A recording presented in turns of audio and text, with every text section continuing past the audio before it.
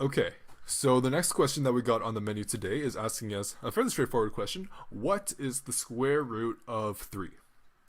Okay, so here we have the square root of 3.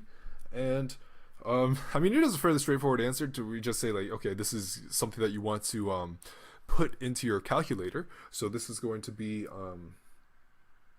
just approximately 1.73205, on and on and on and on. It's a very long irrational number. Means if you wanted to write this out completely, it would legitimately take you forever, because there is no last number to this. So you'd be writing for quite some time, and you probably would never finish it. But this might seem like it's a very simple question, but the general procedure that you want to use for roots is like this. So let's say you have a root a under the root, and we know that we want to try to factor this as much as possible. So try to factor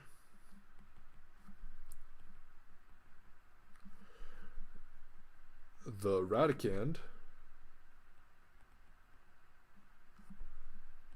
as much as possible. Eventually we'll get to just prime numbers, right? Because prime numbers are the only thing that you can't factor into other things.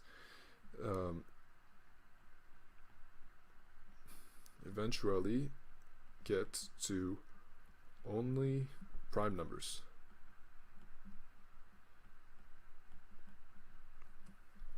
Okay, so suppose that we have so a is not prime, a not prime, a equals, let's say, b times c.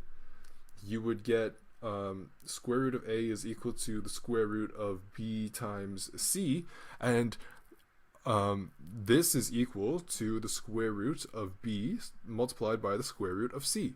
Now, this is like the general procedure that you want to follow when you have radicands and you want to simplify them. And this way you're just going to get prime numbers under the root, and some of these numbers, like let's say b was, like let's say a is 20, and then we had 5 and 4 for b and c. The square root of 4, that could be simplified to 2, and that would be the answer to there. It would be like 2 times square root of 5. Okay, but in this case, since everything under the root is a prime number, we have to leave it that way. So if the radicand is a prime number,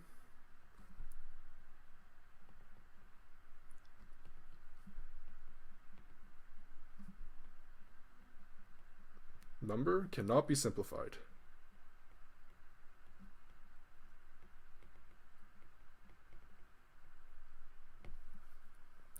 Okay, and yeah, so since 3 is a prime number, we're kind of just stuck to where we're at. So anytime we get to like a prime number under the root, you really just leave it that way and send it to your calculator. If you actually need to get a numerical answer, let's say you're in like in a situation where you need to write out like a particular measurement or something, you want to have like an actual decimal for that. But if you're in more of like a pure math area and you want to leave as much precision as possible, leave it as the root.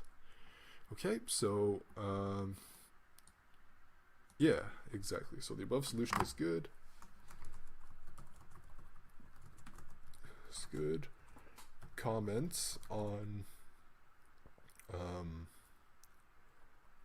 simplifying radicals and how that can't be done with root 3 would be good to add. Okay, cool.